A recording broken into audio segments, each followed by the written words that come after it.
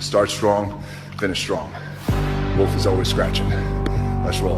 Up at 3:45 a.m., cardio by 4:45 a.m., hitting the iron by 6:15 a.m., in my pickup truck by 7:15 a.m., heading to work, ready to get after it, ready to shoot. There's no substitute for hard work. I'm gonna make something out of myself, and it's gonna be so good, it's bad.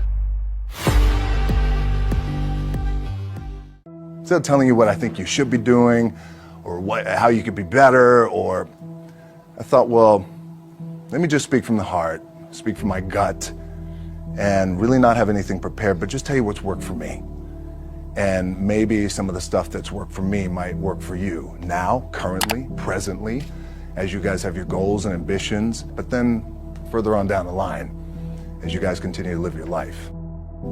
This idea and this notion that you could be anything you want, and you can accomplish anything you want, right? We hear that. You've heard that from the time you were little boys. You hear that now. You're already incredibly accomplished. You guys know that. The thing that has worked for me is to remember the hard times. So, and I'm sure you guys all have your processes. And again, I'm going to tell you what's worked for me. So before a big movie comes out, before, back in the days when I was wrestling with WWE, a WrestleMania match, anything big that would happen, I would always take a moment and I'd just remind myself, all right, I was evicted when I was 14. We were kicked off the island. We couldn't live in Hawaii. Had no place to live. A lot of shit happened. Then when I moved to Nashville, I was arrested multiple times by the time I was 16 years old. I would remember that, and it allows me then to be present in the moment and understand, holy, the stuff I have around me right now, this is the shit that I dreamed of when I was a kid. I am here. I played for University of Miami, played for great teams. Warren Sapp, Ray Lewis, they were my teammates. They were balling. Warren Sapp was playing tight end that time. I was starting defensive tackle. Yeah, they moved him over to D-line.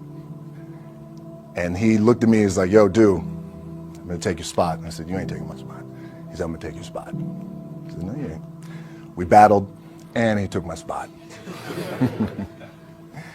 Now you can imagine how that with me, because there goes my opportunity. He went in, switched to defensive tackle, lit the world on fire. Well, what that did, it crushed me, it crushed my dreams. I had a piss poor senior year, zero production, no NFL, no combine invite, nothing. Finally went to the CFL, Calgary Stampeders, making $250 a week Canadian. Now, I had to send that home to my wife at that time. Had no money.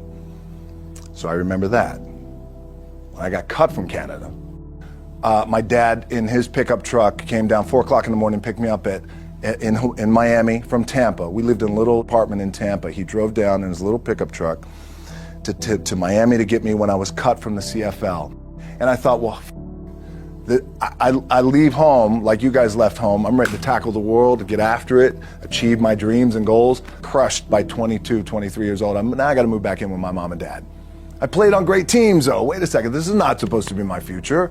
I'm supposed to be in the NFL right now. I'm supposed to be making a lot of coin and buying my parents, buying me, taking care of my wife, but it never happened.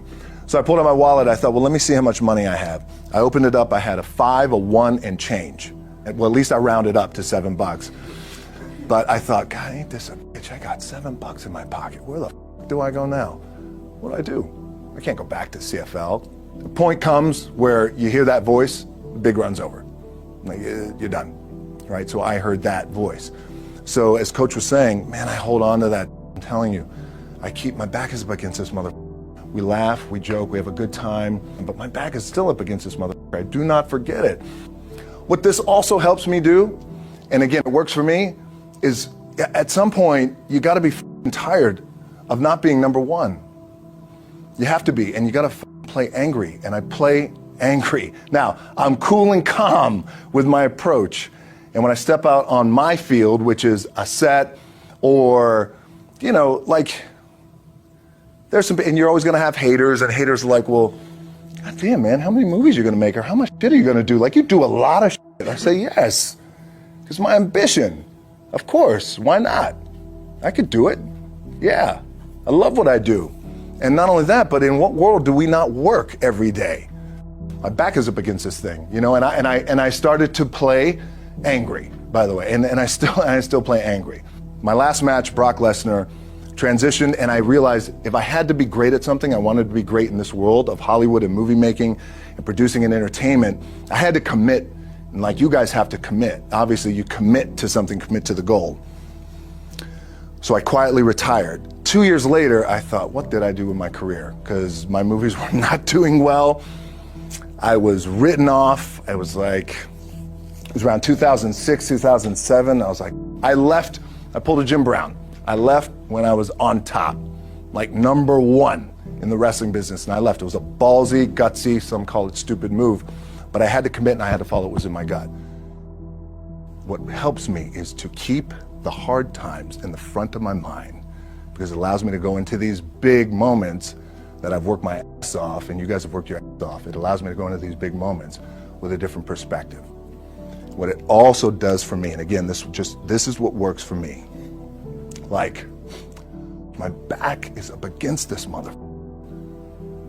Every day, it's against this fucking wall.